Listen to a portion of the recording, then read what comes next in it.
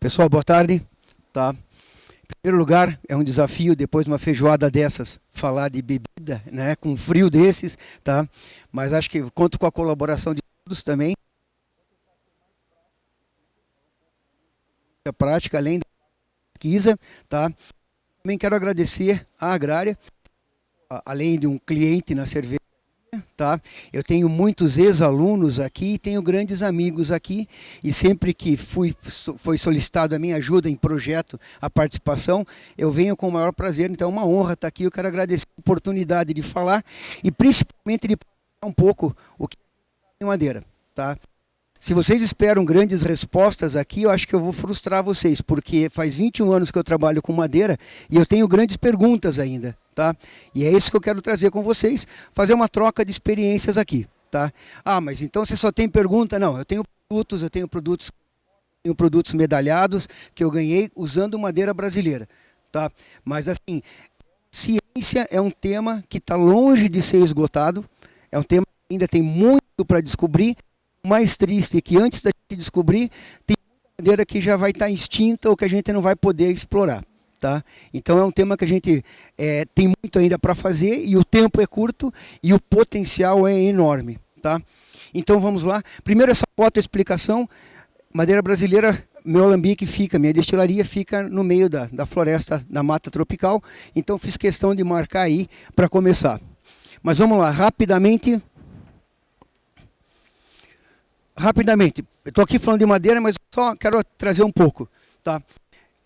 Eu fui professor da Universidade Federal em Tecnologia de Alimentos e de Bebidas. Eu sou agrônomo, formado na Federal, mestrado em Engenharia Química, doutorado na Unicamp, na parte de Engenharia Agrícola, tá, em pós-colheita. Eu pedi exoneração há 1 ano e meio atrás, porque não dava conta de trabalhar com cerveja, com cachaça, com agricultura. Aí eu tive que abrir mão, mas continuo ainda. Voltando, eu dei aula há muito tempo, eu continuo ainda, tá, mesmo depois, fazendo pesquisa e dando aula, tanto na Universidade Católica, na parte de processamento de frutas, e no curso de mestre destilador da Escola de Cerveja e Malte de Blumenau, acho que faz uns 5 anos, 2021, 4 anos. Tá? Paralelo, além da vida de professor da academia, a gente nós fundamos uma empresa de destilados em 2004, tá? Vou falar um pouquinho dela, mas bem rápido, a parte que interessa em madeira, e a gente criou uma micro cervejaria, um brewpub, tá? Em 2018 em Foz do Iguaçu. Tá? E nós criamos o brewpub por causa de madeira. Tá? Já vou explicar isso também. Tá? Qual que é a ideia?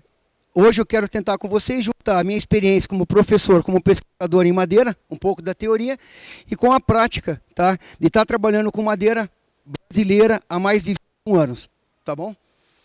Então, primeiro, essa é uma linha de bebidas. Estou mostrando isso aqui, não é comercial, não posso vender no Brasil por uma razão tributária, mas eu quero mostrar que eu tenho 7 produtos, tá, para exportação, 1 sem madeira, 3 com carvalho, 3 com madeiras brasileiras.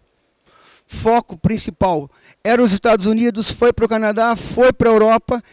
E qual é a mensagem? Se eu tivesse 2, 3 vezes mais barris de madeira brasileira, eu venderia hoje 3 vezes mais, tá, cachaça envelhecida em madeira brasileira. Tá?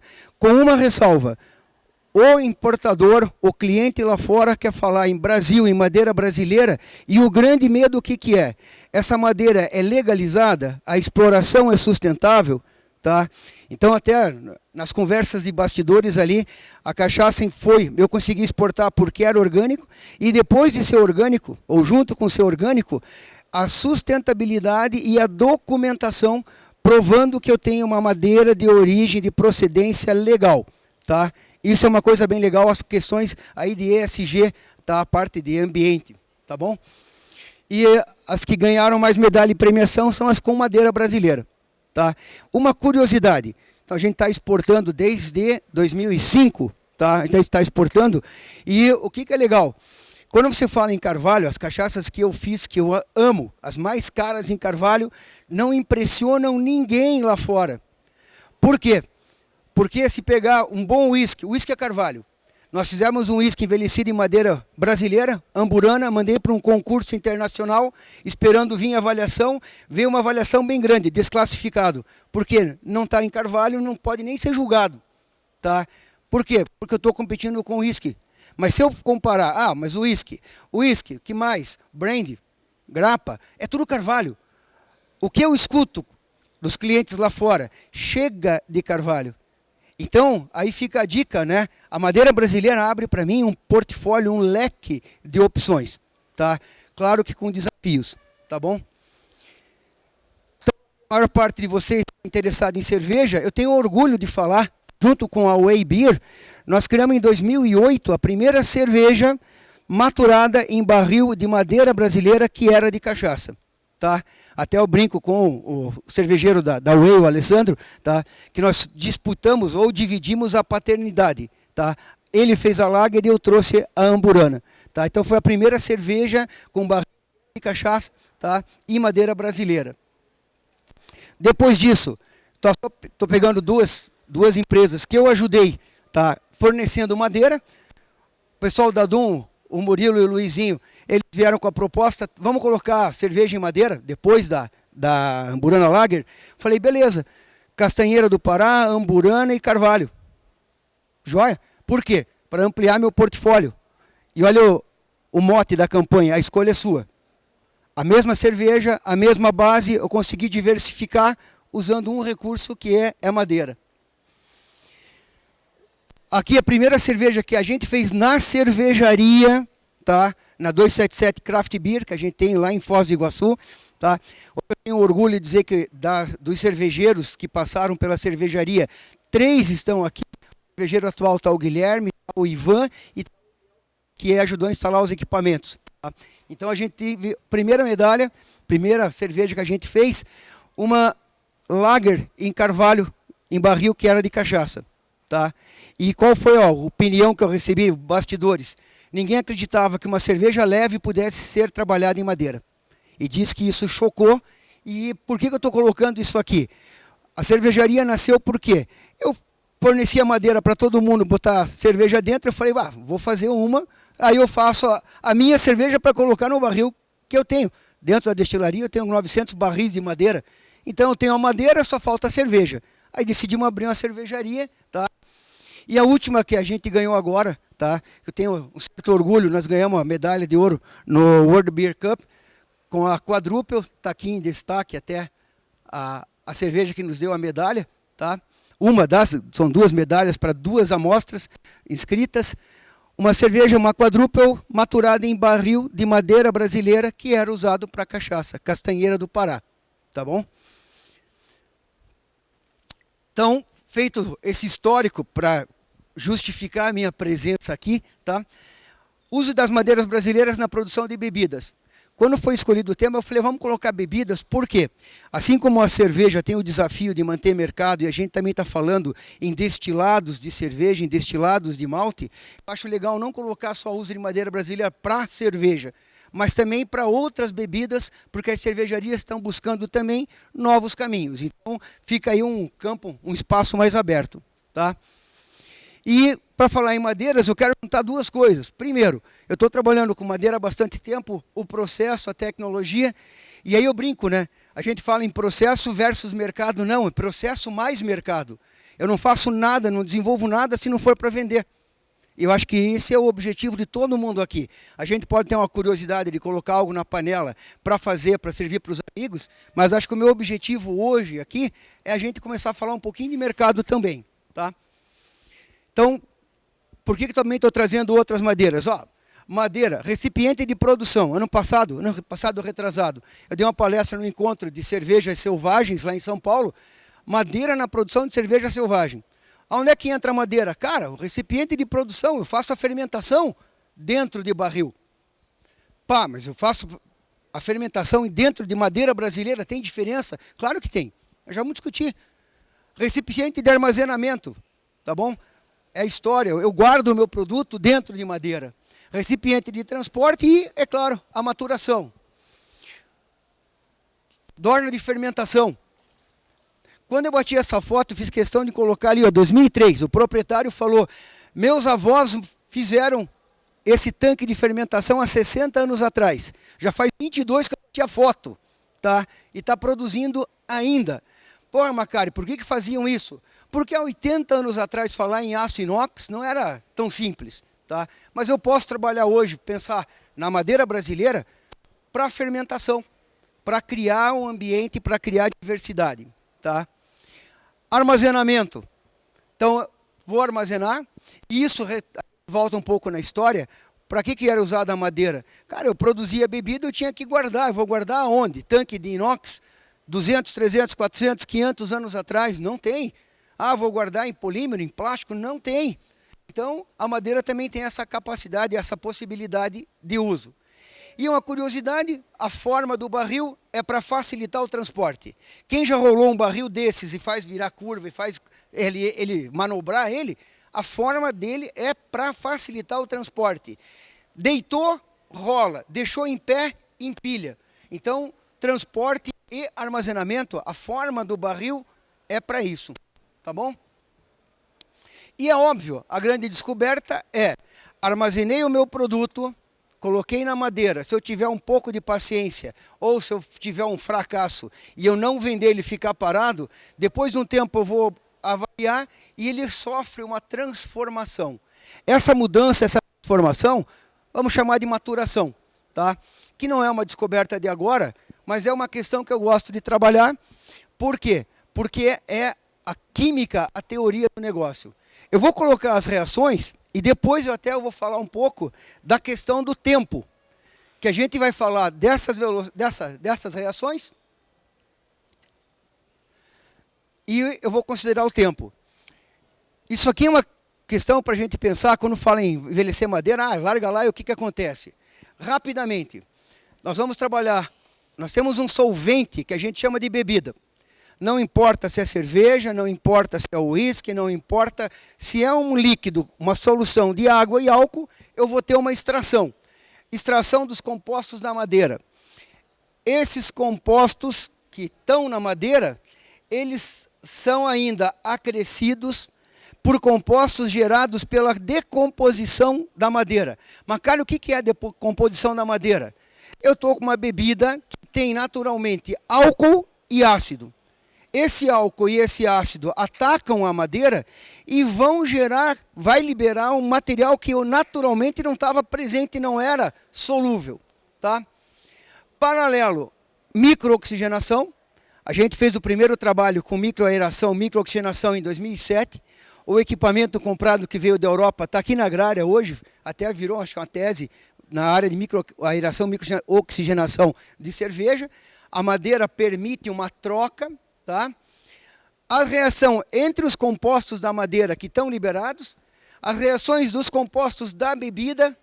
A minha bebida tem álcool, o álcool ele tende a virar vinagre, vira ácido, e o ácido tende a virar éster. Tá? Então, reação dos compostos da bebida, evaporação dos compostos leves. Você entra numa sala onde tem barril de madeira, você sente um perfume.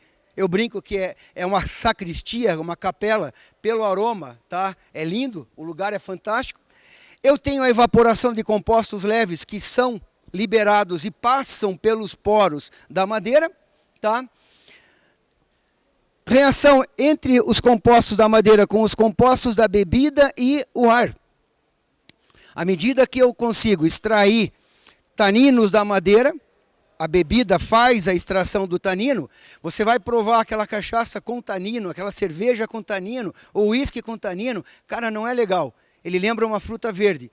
Quando eu deixo ele parado com o tempo e com o ar, o tanino reage com o oxigênio, polimeriza e eu ganho uma sensação de corpo, eu ganho qualidade na bebida. Tá? E ainda, além disso, aqui no final eu coloquei a formação de clusters entre álcool, água e os componentes. É uma teoria muito legal, não é novidade. Todo mundo usa. Quando eu penso numa reação química, eu deixo a minha cerveja depois da fermentação parada 1 semana, 2 semanas, 3 semanas a 0 grau. Aí a gente aprende que a velocidade da reação depende da temperatura. Então por que eu baixo a temperatura para maturar? Não era melhor maturar em temperatura mais alta? Qual é a lógica? Na verdade, a formação de clusters, japoneses, pesquisadores do Japão, fizeram uma pesquisa com ressonância nuclear magnética e eles mostraram que com o tempo as moléculas se acomodam. há um movimento das moléculas e, à medida que o tempo passa, elas vão se acomodando. Quando eu baixo a temperatura, eu diminuo a velocidade, é mais fácil. Vocês dá um exemplo aqui hoje. Com o frio, é mais fácil, cada um procura uma cadeira, senta e se acomoda. Se tivesse calor, todo mundo estava batendo papo, copo de cerveja na mão. Então a gente faz isso na maturação e isso ocorre durante o processo de armazenamento. A gente usa o termo maturação, gosto de falar da maturação em madeira, porque a gente está replicando o que acontece na maturação em cerveja. Tá? Daria para trabalhar a tarde inteira com isso aqui, mas nós temos que falar em madeira brasileira ainda, então vamos avançar. O tempo, é só para mostrar o efeito do tempo. Tá? Se a gente reparar, eu vou mostrar depois um gráfico de ganho de cor, de absorvância, mas aqui o visual é tudo, né? Uma análise a cada 3 meses. Macari, da cachaça, do líquido que eu estava usando, branco, não envelhecido, para a primeira, 3 meses mudou muito.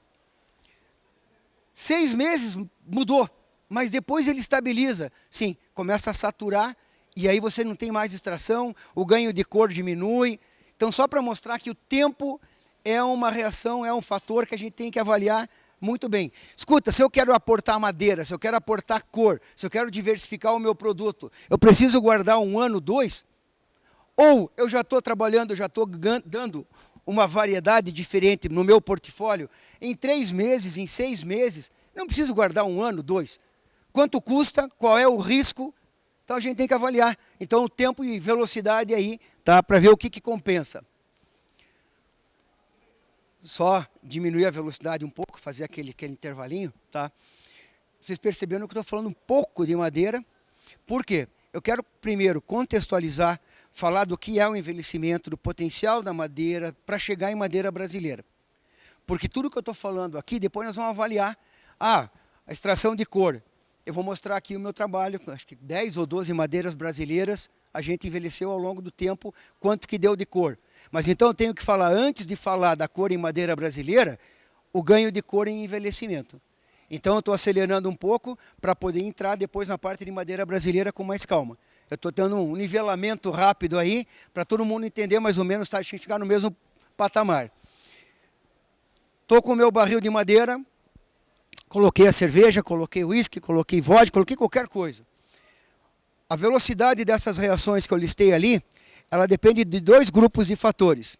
Fatores extrínsecos, externos, fatores intrínsecos ou fatores internos. Fatores extrínsecos: temperatura, umidade relativa, pressão e aeração ou fluxo de ar no local que eu estou trabalhando, que eu estou armazenando. Temperatura, o óbvio, acabei de falar. A velocidade das reações depende da temperatura. É uma regra de química de 1º grau, 2º grau. A cada 10 graus Celsius de aumento na temperatura, a velocidade dobra. A cada 10 graus Celsius de redução na temperatura, a velocidade cai pela metade. Por isso que o alimento demora mais para estragar quando eu coloco na geladeira.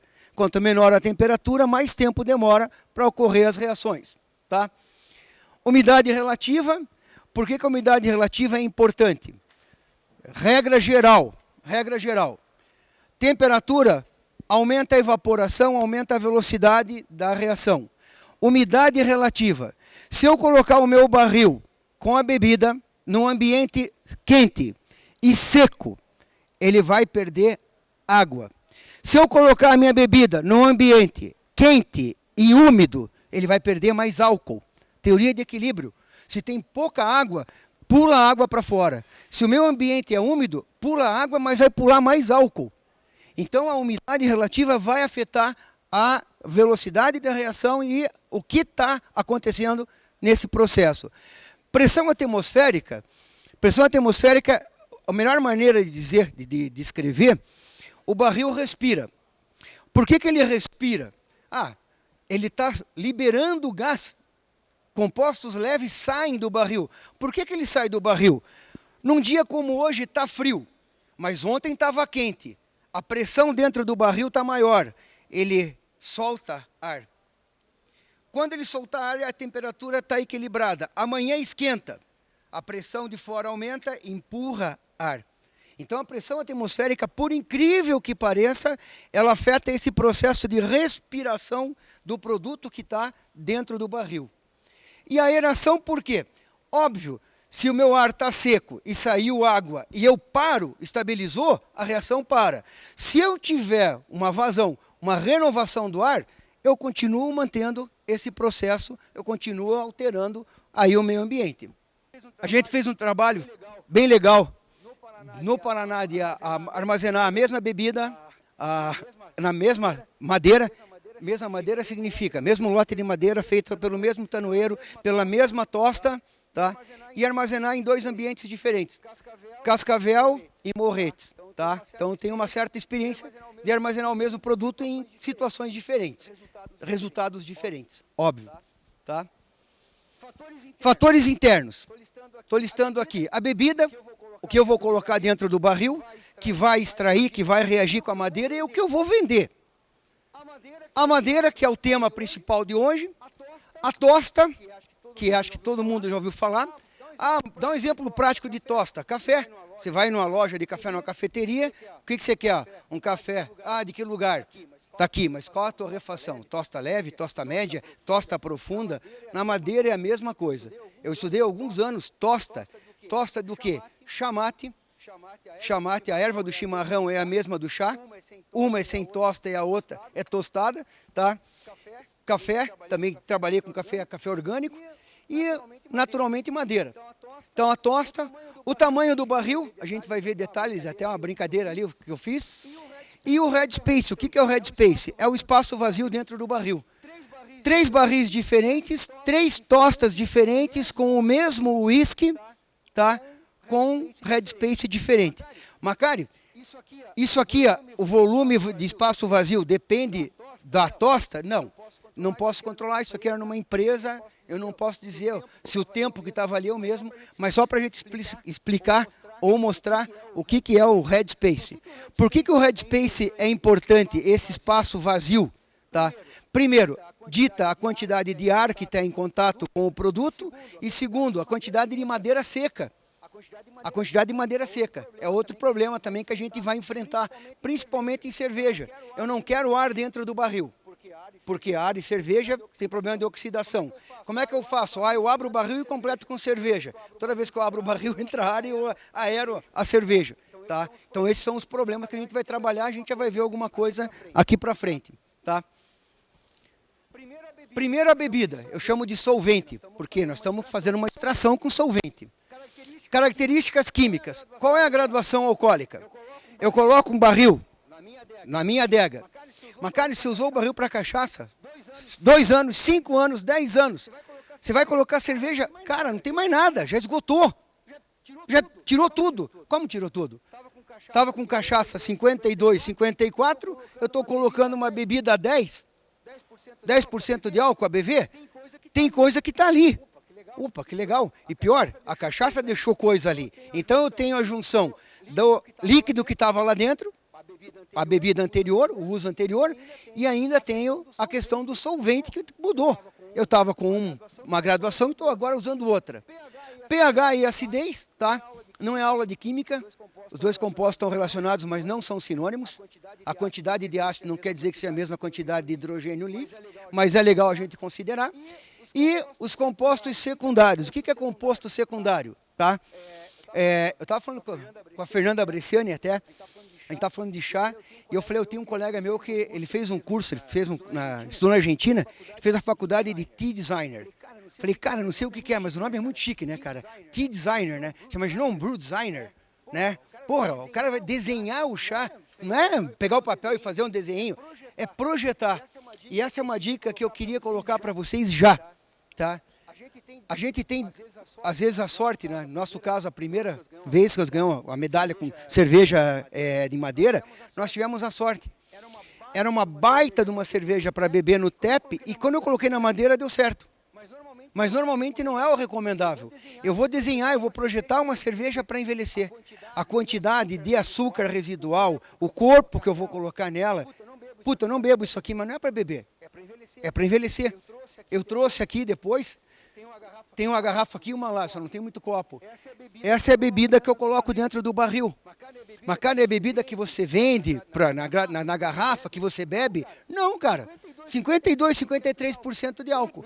Eu bebo, mas não recomendo, tá? Quando eu faço uma cerveja para colocar no barril, não é necessariamente a que eu vou vender. Eu posso desenhar uma cerveja, projetar uma cerveja com uma carga, com um corpo, com uma estrutura que ela vai evoluir dentro do barril. Tá? Então é interessante a gente começar a considerar o que eu vou colocar, o perfil de malte, tá? O que eu vou colocar lá dentro, o lúpulo, para proteger de oxidação. Eu vou desenhar a minha cerveja considerando esses fatores. Claro, e características microbiológicas. Né? Me dá um exemplo. Vou dar um exemplo, vou mudar. Brettanomyces. Coloquei dentro do meu barril, beleza. Macari, dá para usar o barril para outra coisa, se for para bebida? Livro da década dos 100 anos atrás, década de 10, de 20, do século passado. Em caso de contaminação das barricas com breta, desmonta o barril, raspa o barril e toca fogo dentro do barril. Tá? Eu escutei de um cervejeiro que, conforme o caso, você toca fogo na cervejaria para eliminar o breta. Falei, não, mas no barril também. Então, as características microbiológicas, o que eu vou colocar lá dentro? Eu estou falando que a acidez influencia, mas eu estou colocando um micro-organismo lá dentro que produz ácido. O Brettanomyces ataca a celulose, cara. O cara é um demônio lá dentro da barrica, né? Ele sobrevive, quer colocar Brettanomyces no plástico, coloca chips de madeira lá dentro e abandona. Ele vai atacar, acabou o que tem de comer, vai a madeira, não tem problema nenhum. Então é interessante também considerar isso. De novo, daria para fazer 1 hora, 2, 3, só de seleção aqui, que micro-organismo que vai para dentro do barril. Tá? Estou falando de cervejas, e aí a microbiota é uma loucura. E vamos agora... Demorou quanto tempo, cara, para chegar na madeira? O cara é enrolado, né? Estou falando da madeira, agora características físicas. Aqui começa a ficar bem interessante para as madeiras brasileiras, tá bom? Primeira questão, falar um pouquinho de história. Como é que surgiu o uso de madeira aqui no Brasil? Primeira questão, a madeira veio com a bebida. Madeira veio com a bebida. Veio com o europeu no vinho, veio no uísque, veio na bebida de fora. Não tinha o hábito de produzir madeira aqui, veio de fora. Então, primeira questão, ele era usado como recipiente de transporte. Mas era o que tinha, acabou sendo usado como recipiente de produção, mas daí tinha um problema, qual? O transporte era feito em barris de 180 a 220 litros. Para fermentar é pequeno.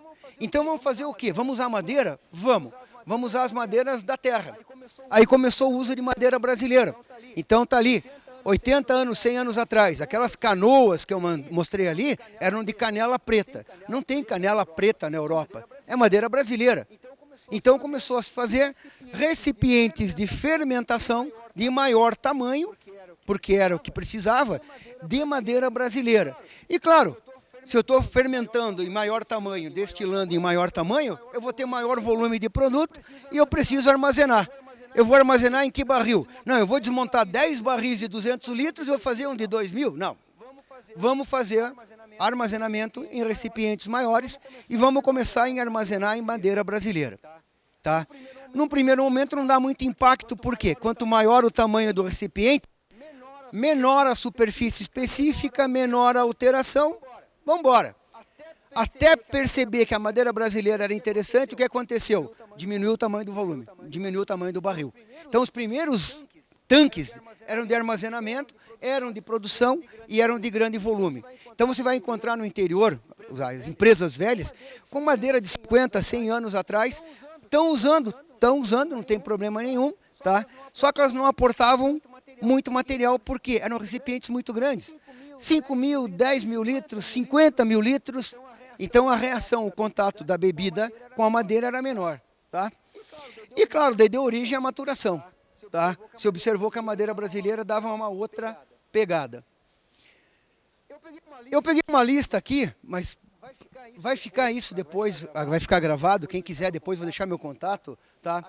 Aqui tem 3, 6, 9, 12, tem 13 madeiras. No laboratório eu tinha 40 barris e 18 madeiras diferentes do Brasil. E não tinha metade dessa lista. Eu não tinha Cumaru Preto, eu não tinha Itaúba, Não tinha madeiras. Então, tinha 18, pode erguer para 40, para 50. Cadê o vinhático? Ah, não está aqui. Tem madeira que não está aqui. Tapinho-A, puta, não está aqui. Então, essa aqui é uma lista. Qual é o objetivo? Primeira dica, quando forem comprar madeira, vocês vão ter a primeira dificuldade. O nome popular, o nome comum e o nome científico. Se vocês procurarem a madeira que eu amo, Araribá, o primeiro barril de Araribá é de 2009, eu acho. 300 litros de Araribá, adorei.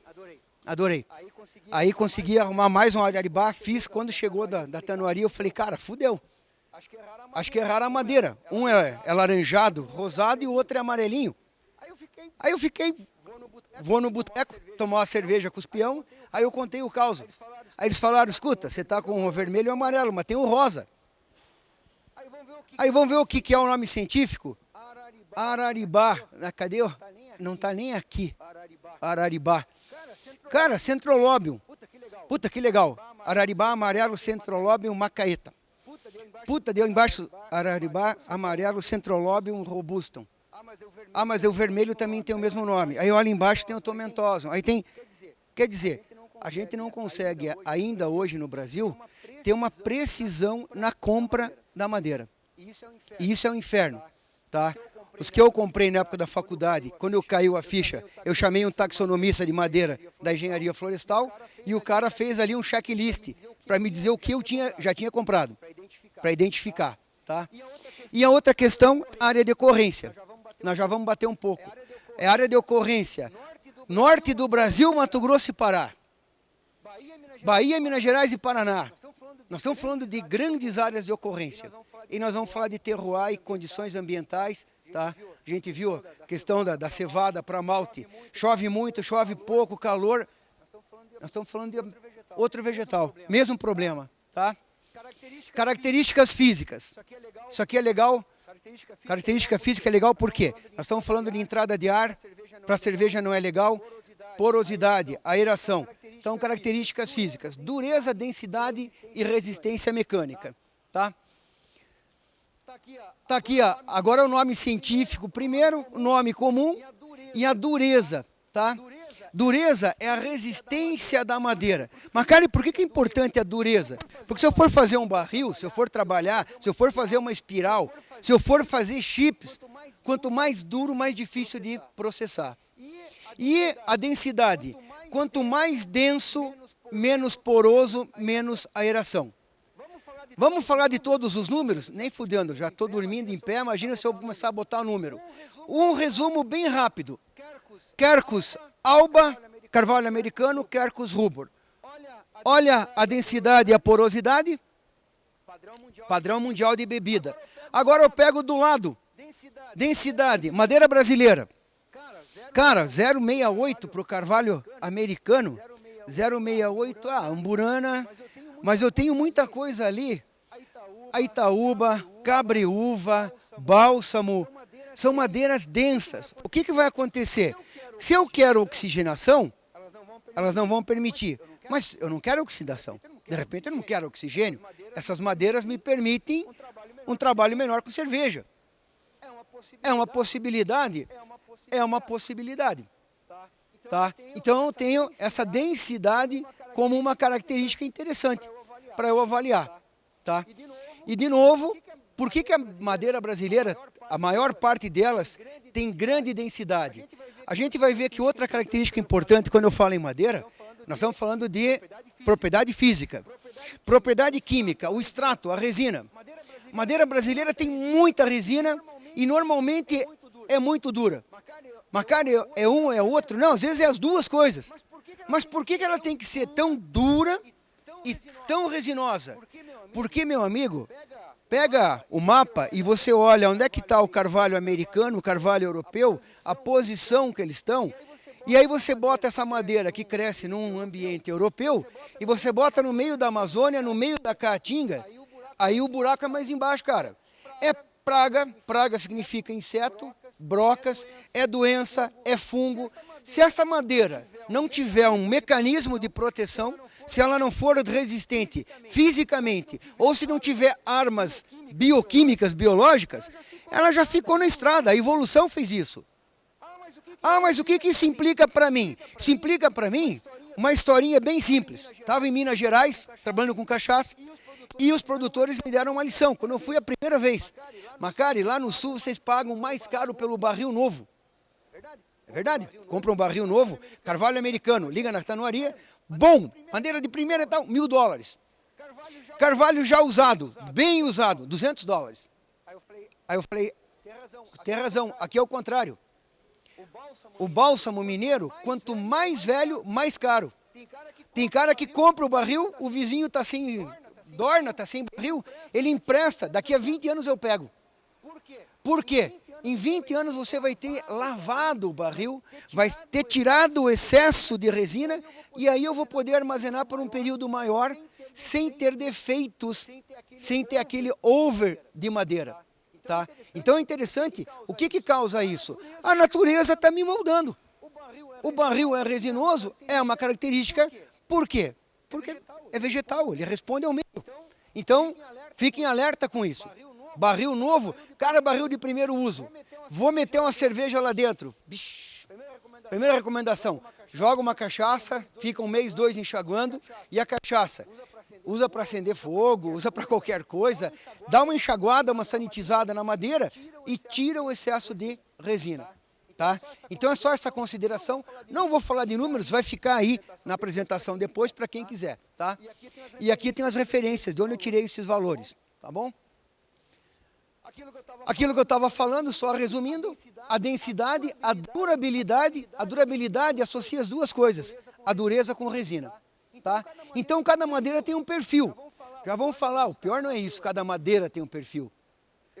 Eu trabalho com madeira, eu já peguei a mesma madeira, 3 lotes de barril, 3 lotes, um diferente do outro, da mesma madeira. Então vamos discutir isso ainda. Então está aqui, mas sempre com a ressalva. Isso aqui tudo tem referência bibliográfica. Características químicas. Rapidamente.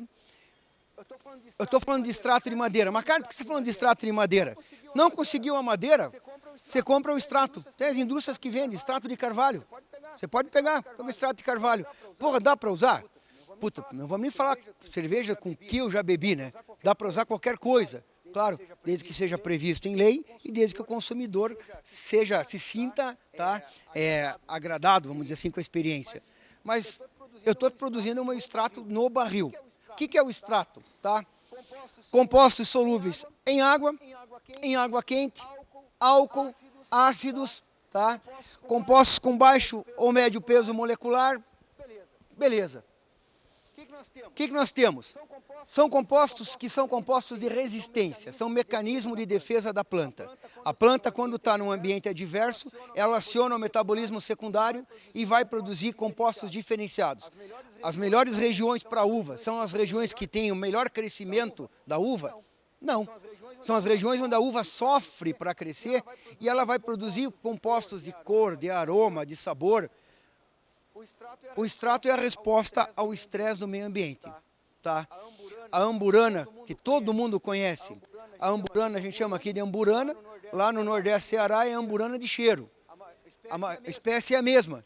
O que muda? A condição de crescimento da amburana no Ceará, é a região que deu o nome, amburana cearensis, ela é tão adversa, a planta cresce pouco, mas a quantidade de extrato, a quantidade de aroma é gigante, porque o extrato é uma resposta ao meio ambiente. Tá bom? A questão aí de valores, tá? Nós já vamos ver um pouquinho mais sobre espécie.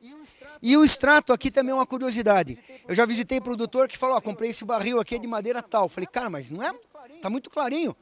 Não, o cara me garantiu, eu vi a madeira. Então, só para a gente deixar claro. Quando a gente fala em madeira, eu tenho o cerne, que é a parte dura, que é rica em compostos aromáticos, que é de alta densidade, e tenho essa região, que é o alburno, ou branquilho, ou brancal, é uma parte mais mole, mais fácil de trabalhar, apodrece mais rápido, tem menos compostos de qualidade, só que é mais barato. Então, conforme o tanoeiro que você vai comprar, você pode se ferrar, porque o cara vai te vender uma parte da árvore que não é a melhor, tá bom? Ó, aqui que eu falei que ia trabalhar um pouquinho. O extrato. Eu peguei a amburana, o jequitibá rosa e o carvalho americano. O que a gente está observando aqui? Holocelulose, composto de constituição. É um carboidrato, um polissacarídeo. Está ali a participação dele na estrutura da árvore. Lignina. Puta, é composto também de estrutura, só que tem anel aromático. A gente vai ver que quando a lignina é atacada, ela produz aroma e sabor. E os extrativos totais é aquilo que eu consigo tirar naturalmente usando solvente, água e álcool a bebida. Olha a quantidade de extrato de extrativo na amburana, olha no jequitibá e olha no carvalho. A gente estava falando agora na hora do almoço sobre o jequitibá, por curiosidade eu estava ouvindo. Não, o jequitibá é uma madeira que não dá muita cor, não aporta muito material. Mas em compensação, a amburana é uma madeira que é muito marcante. Primeiro uso do barril de amburana, eu não deixo 1 ano, 2, eu deixo 3 a 6 meses.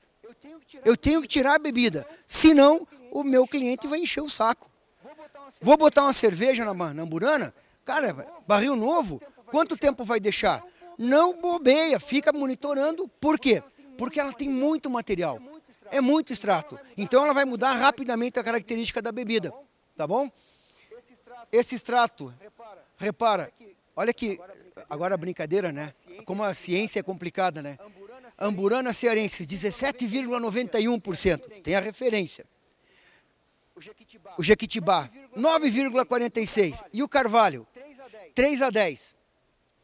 Pô, os caras não sabem fazer pesquisa? Não, eles pesquisaram tanto que eles sabem que a madeira tem uma variação natural. É mais de 3 vezes. E nós o cara faz um paper, bota 2 casas depois da vírgula. Ah, mas ele comprou a árvore no vizinho, de um canoeiro que tinha aquele galho, aquele tronco, e ele bota 2 casas depois da vírgula. Aí você compra uma madeira dessas, é de 3 a 10, não, é 17,91. Aí você usa, cara, tá faltando extrato, acho que o cara me tapeou. Ou tem mais do que eu esperava. Então fica alerta para esse fator, tá? Quando a gente pega madeiras bem estudadas, a variação tá ali, é de 3 a 10, cara. Aí aquela pergunta, mas cara, tá fudido então. O que eu trabalho? Trabalho com 3, considero 6 ou considero 10? Experimentação. Faz, pega um pedaço de madeira, pega um barril pequeno. Você vai ter que estudar para poder você criar o teu valor. 17 é muito, é pouco? Não sei. Não sei. Vou falar um pouco da minha experiência com a amburana daí. O álcool, a água e os ácidos atacam a lignina. E aí eu vou produzir todos esses compostos de aroma, que são derivados da reação madeira com bebida e dependendo do tempo, tá? E aí vem a brincadeira, cada um já tem um perfil, cada madeira vai gerar um perfil aromático, tá? Tá aqui os compostos, não vou mostrar a estrutura, não vou falar qual que é o atributo, só pra gente observar. Ah, é madeira brasileira, cara, o IP é diferente de Jatobá, do Jequitibá, então cada uma tem um perfil, tá bom? Características sensoriais, eu olho isso aqui toda vez que eu olho eu dou risada, porque tem coisa que eu olho ali e falo, não acredito, o cara, deve ser outra madeira, deve ser outro fator. Você pega uma madeira na mesma área, aí você vai olhar a mesma árvore, não. Qual é a idade dessa árvore, qual é a genética dessa árvore, qual é o solo que cresceu essa árvore, tá? Então isso aqui, para mim, eu coloco isso aqui, mas, de novo, para mostrar para vocês que existe uma descrição, mas nós vamos chegar no final ali, eu quero mostrar que a conversa é mais embaixo, o negócio não é tão simples, tá? Aqui a descrição de sensorial de cada madeira, que não bate com a sensorial anterior, são 2 autores diferentes, tá? E agora, como é que eu fiz? Ah, eu peguei os barris, coloquei 2 bebidas diferentes, a mesma bebida, só que de 2 fornecedores diferentes, e tá aqui, ó, em madeiras diferentes. Tá aqui os barris, todos armazenados na mesma sala, a cachaça veio a granel de 2 fornecedores. Avaliação de cor, absorvância, 430 nanômetros. Por quê? Porque é a faixa que a gente avalia o uísque. Tá bom?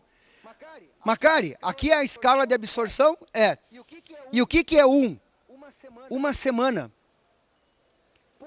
Porra! Isso aqui tudo em uma semana? Em uma semana. Por que ganha cor tão rápido? Porque o barril é pequeno. Então, quando vocês forem trabalhar, não estou dizendo para não fazer bebida em barril pequeno, recomendo. Porque quando você vai fazer uma cerveja, quanto custa uma cerveja? Vamos botar uma cerveja aí de alta graduação. Quanto custa o litro? Eu vou fazer um teste num barril de 700 litros. Você é louco? Se perder, ralo beer com 700 litros. Quanto vai custar isso? 10 anos de material? 7 mil reais para fazer um teste sem certeza nenhuma? Vou fazer um teste em barril pequeno. Cara, esse barril pequeno, depois de um ano, ninguém bebe aquilo. Faz blend. Faz blend. Então, não recomendo para ninguém, não comece comprando grandes volumes, tá? Só para mostrar, a gente viu cor. Dessa cor aqui, nós conseguimos separar... isso aqui é uma curiosidade. Deixa eu voltar aqui. Olha os números aqui, ó, de absorção. Agora não volta. Tá, depois nós continuamos. O que é isso aqui? Uma curiosidade. Qual que é a melhor cor? Eu fui no mercado, comprei quase 40 marcas, peguei o preço e fiz uma correlação. A cor e o preço. Por quê? O que é uma cor boa para uma lager? Qual que é a cor boa que o mercado aceita? Cerveja não é bem a minha área. Tenho 6 anos de cervejaria e 31 de cachaça. O que eu descobri? Tem uma faixa de preço que aporta maior valor. Se não tiver cor, o cara diz não tem madeira. Se tiver cor demais, ele diz isso aí é corante. Qual é a cor que tem credibilidade? Pronto. A cor do meu produto é feita com base nessa pesquisa. Eu deixo o tempo de acordo com o mercado. Então, só por curiosidade. Mas vamos lá. Aí eu servia para consumidor. Teste com consumidor e teste com técnico. Teste com consumidor, você não pergunta para ele sobre corpo, sobre presença em boca. O cara só sabe uma coisa, gostou ou não gostou. Você não tem que ficar perguntando muita coisa para o cliente. Tá? 90% do cliente não lê o rótulo. Não lê o rótulo. Ele vai lá, olha, é bonito, olha o preço principalmente, né? Eu vou levar. Aí eu servi no copo, me deem as notas. Aqui está o ranking. Macani, o Cumaru, a Cumaru, puta, não deu nota boa para nenhuma delas. Mas a melhor, o Jequitibá, isso aqui foi separado por cor. Essa aqui seriam as cores mais neutras. Então, tu repara que no carvalho brasileiro, a influência do produto é gigante. É de 1 para 4. Então, eu tenho que cuidar com o que eu vou colocar lá dentro. Se a madeira é a mesma e o produto faz tanta diferença, mas o Jequitibá foi bom para todas. Legal, então já me dá uma outra abordagem no Brew Designer, né? Quando eu for fazer o design do meu produto, eu já estou sabendo qual é a madeira que eu vou usar. Cara, o carvalho brasileiro eu vou ter que ter uma certa cautela. Ele não reage bem. E nas madeiras mais coloridas, mais fortes, também está aqui, ó. Amburana, dá uma olhada, cara. Amburana é a nota média ou a nota máxima? Depende do produto que eu coloco lá dentro. Tá? Então isso alerta aquilo que eu falei para vocês. Considerem o solvente. O que vocês vão colocar dentro do barril antes de pensar na espécie. Questões práticas, para a gente ir avançando já para a finaleira. Vou comprar barril. Vou usar a madeira. Tosta. Tostar a madeira, tosta com fogo, tosta com ar, tosta com resistência. Joia. É tostado ou é queimado? É toast ou é char? Então tem os níveis. Eu encomendo hoje o barril da madeira e eu digo qual é o nível de tosta que eu quero. Café, lembrem do café. Café, você vai no mercado, tem no mercado. Região, Mogiana, tosta leve. Então eu vou comprar um barril, eu já vou fazer essa tosta. Mas cara, eu não sei nada disso, o que eu faço? Compra as tábuas, compra chips, vai na panela, vai no forno, torra e mete na tua cerveja. Um growlerzinho ali cada uma e começa a testar. Não vai comprar, vou comprar 5 barris com tostas diferentes. Quanto está o barril? Não vale a pena. Tá? O barril com tosta leve, o barril com tosta forte. Tá? E a área que a tosta atinge, 3 a 5 milímetros. Beleza? Usei uma vez, 2, 3, não está dando mais o gosto que eu quero. Raspa e manda tostar. Leva para a reforma, raspa e tosta de novo. Puta, e volta zero? Não. O primeiro uso é o primeiro uso. Tem compostos que são voláteis, passam para a bebida no primeiro uso, você não vai ter a mesma concentração no segundo uso. Tá? Em alguns casos é ruim, no caso do carvalho você perde qualidade, em alguns casos a madeira brasileira é bom, porque tem excesso. Tá? Mas então é legal. Uma questão, não vou dar nomes, eu participei de um evento aí, o cara falou, ó, madeira brasileira é algo tão nobre que eu não tostaria. Para ter a identidade. Cara, uma das funções da tosta é destruir resina. Se eu tenho muita resina, pode ser que tostando melhore. Puta, então eu vou tostar ao máximo. Vou usar uma pele de jacaré. Pode ser que eu destrua toda a qualidade da bebida, o aroma, e eu perca. Então, assim, tem que ter cautela. Hoje, madeira brasileira, você tosta ou não tosta? Tosto. Mas nenhuma pele de jacaré. Tá? Vamos dizer de 1 a 5, 3 ou 4. Nunca 1, 2. Tá bom? Madeira brasileira. Tá aqui a cor de novo, tá? E aqui o carvalho. Macari, aqui é em semanas? Não. Aqui é em meses. Ué, o carvalho não dá cor? Não, no primeiro teste era barril de 20 litros, aqui é barril de 200 litros.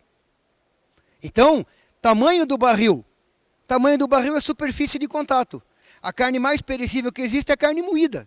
Se aumenta a superfície de contato, o gelo que derrete mais rápido é o pequeno. A barra demora mais para derreter. Barris maiores dão menor contato. Então o ganho de cor está aqui. Eu não tenho aqui uma pena. Nós monitoramos 4 anos. Essa curva aqui está mostrando, né, um comportamento linear. A partir de 1 ano e meio, 2, ele estabiliza e não ganha mais cor. Por quê? O extrato, a bebida está saturada. A partir daí, eu poderia tirar e deixar em outro lugar só para pegar. A madeira já cumpriu o papel de extrato, de solvente, já tirou tudo. Tá? Tamanho do barril. Qual que eu compro? Eu compro menor. Eu comprei 40 pequenos para começar a testar a madeira, 21 anos atrás. Ah, partiu de 20 para 100, de 100 para 200, e aí está o barril de 700. 2008, eu era novinho, e esses são os barris que foram para a Whey, a Amburana Lager da Whey, nasceu nesses 2 barris de 700 litros, tá? Lá na fábrica. Uma questão polêmica, nós não estamos falando só de madeira brasileira, mas daria para trabalhar só sobre formas. Macari, o que você recomenda? Chips é legal? Puta, é legal. A lei permite? Permite. Só que você tem que declarar. Você tem que declarar. Puta, qual é a vantagem? Se o barril pequeno, ele libera bastante material, pensa num chips, cara, a superfície específica. É legal? É. Só que a velocidade da reação é maluca. Você pode ter muito extrato em curto espaço de tempo. Então, pode usar os chips, pode. Você recomenda? Para minha pegada, não. Eu quero não só extrato de madeira. Se for fazer extrato, eu compro extrato no mercado hoje. Eu quero aquele conjunto de reações. Eu quero oxidação, eu quero tempo. Por quê? Porque eu quero complexidade. Eu quero complexidade. Eu pago, tem um custo maior. Por quê? Porque vai gastar, porque eu quero agregar valor ao meu produto. Eu gasto mais e eu cobro por isso. Tá bom? À medida que eu vou aumentando a superfície, diminuindo a superfície, desculpa, aumentando o tamanho da madeira, eu vou diminuindo a velocidade de reação. É mais fácil de domar, é mais fácil de avaliar. Quanto menor o tamanho da madeira, mais atento você tem que ficar. Os tempos de resposta são menores, tá? Posso comprar também tábua, posso mergulhar isso aqui dentro do tanque de aço inox, posso, tá? Também sem problema nenhum, tem no mercado, tá? Ah, eu quero comprar isso aqui hoje. Cara, vai no Mercado Livre, ou não tenho comissão nenhuma, mas pode ir nas Dornas Havana, tá? Tem na internet, todo mundo pode comprar chips, dadinho, ou na tanuaria, no Mesa Casa, tá? Não ganho nada, mas para mim, sou honesto, eu tenho uma paixão, um vínculo com os produtos da Mesa Casa. Foram os nossos primeiros barris, tudo em 2003, nós começamos a comprar barril com eles, e eu acho fantástico, tá? E para fechar, o que a gente tem que entender? Cara, mapa do mundo, vamos dividir? Estados Unidos, Europa, tá lá para cima. Puta, o Brasil tá no meio, uma parte para baixo, uma parte... Aí eu vou pegar a França. Eu coloquei a França dentro do Brasil, em escala. Olha o tamanho da França. Quantos tipos de carvalho francês eu tenho? Naquele tamanho. Aí eu jogo no Brasil, Ali do lado, a área de distribuição da Amburana. Vocês deem uma olhada. Ah, ela cresce aonde? Cara, começa aqui, tá dispersa, mas tem bastante no Mato Grosso, São Paulo, Minas. Aí você vai me dizer que na França tem 11, 12, 13 tipos de carvalho e nós temos uma Amburana, velho. Uma Amburana. Pior não é isso. Eu vou comprar no mercado hoje Amburana. Guilherme, nós já temos esse teste há bastante tempo, tá ali. A Amburana que eu tinha, quando eu fiz as primeiras compras, Amburana cearensis. Essa é a distribuição, tá ali. Esse mapa aqui é da Embrapa, cara, é um mapa oficial. Amburana cearensis. Ah, a área vermelha ocorre bastante no Ceará. Eu vou comprar hoje Amburana cearensis, não acha. Não acha. Sumiu, tá protegida, mas tem bastante barril de Amburana hoje no mercado. Tem. Qual que é? Amburana acreana. Adivinha onde é que cresce? Tá, mas tem diferença de ambiente? O Nordeste, o litoral e a Amazônia? O que vocês acham? Tem. O que vocês acham da madeira? Nós trabalhamos com elas há 5 anos, 6 anos, as duas. Cara, é a mesma coisa que eu dizer, tem o carvalho e Amburana, tem Amburana cearense e Amburana acreana. Duas madeiras diferentes, você compra como Amburana. Puta, e o que eu faço agora? Testa. Compra um barril, põe um produto, vê, passou. Puta, vou ter que fazer. Não creiam, é uma ilusão achar que eu vou comprar um barril, vou meter uma cerveja lá dentro e vou sair vendendo ou ganhando medalha. Esquece. Esquece, tá? Não vou dar nomes de novo, estava com um especialista, um cara fodão lá de fora, ele falando, pô, nós temos alguns barris fazendo teste e tal, daí nós conversamos e tal, o cara falou, puta, é uma pena, eu devia ter trazido a minha gerente de barris. Eu falei, porra, é ela que cuida da parte de pesquisa em madeira. Eu falei, puta, eu sou Master Blender, Master Designer, eu sou Blender não sei o quê, agora eu também vou me intitular gerente de barris. Então, assim, é um tema que você tem que gastar tempo, que gastar dinheiro dentro das suas possibilidades, tá? Por causa dessa situação. A gente não conhece nada ainda em madeira brasileira. Pessoal, é uma metralhadora, eu sempre tenho um dilema, se eu falo pouco devagar, mas acho que o meu tempo é caro e o de vocês é mais ainda. Então, eu sempre tento trazer o máximo possível de informações e deixo aberto para pergunta. Quem sobreviveu ainda, se tem alguma dúvida, estamos aí. Ah, não. Obrigado. Boa tarde. Então, fiquei com algumas dúvidas, mas eu acho que a que é mais importante para mim agora é o seguinte. Você falou a questão da umidade relativa. Quando você tem a umidade relativa baixa, você perde, ou alta, você perde mais álcool. Aí a minha dúvida é se o álcool etanol é mais voltado para álcools superiores que dão aroma para o líquido. Porque o etanol ele tem uma volatilidade, beleza, mas na cerveja a gente pode ter mais álcools superiores e eles são que vão dar mais característica sensorial na cerveja, até em transformação de ésteres depois, se a gente for fazer a fermentação no próprio barril. Eu queria só entender se essa perda que eu vou ter, vai ser mais desses álcools superiores ou eu vou perder etanol também? Obrigado. Pessoal, álcool superior, minha experiência maior é com bebida destilada, beleza? A notícia triste, o que que é? A gente teve lotes já, nós trabalhamos com 3 fábricas e o álcool superior, além de ter o lado positivo, tem um lado negativo, o teor é controlado por lei. Em alguns casos eu tive lotes detectados que estavam com um valor meio alto. Vai para o barril e eu esqueço. Vamos ver o que acontece? Deixa 2, 3, 4, 5 anos. O que aconteceu? Nada. Nada. Foi álcool superior, saiu álcool superior. Ah, vamos testar filtração em carvão. Por quê? Diz que o carvão ativo retém álcool superior. Retém? Retém. Mas retém todos os aromas, ésteres, aldeídos, tá? Então, álcool superior, essa questão de volatilidade, o etanol é fácil de trabalhar. Tá seco, ele vai pular. Álcool superior, nas condições que nós monitoramos 2 ambientes, não mudou nada. Tá bom? Tem a cachaça aqui na frente, quem quiser provar o que vai para dentro do barril, fiquem à vontade. Obrigado pela oportunidade, tá? A cervejaria fica em Foz do Iguaçu, a destilaria, a parte de envelhecimento fica em Morretes. Quem quiser visitar, só peço sempre para me avisar que eu quero estar presente. Não é proibido ir lá sem eu estar presente, mas eu gosto de receber quando é técnico, para ter uma discussão legal. Então, alguns já foram lá na cervejaria, já foram na destilaria, e é uma honra receber todo mundo lá. tá? Deixa o convite feito aí e novamente obrigado por me ouvirem aí. Tá joia?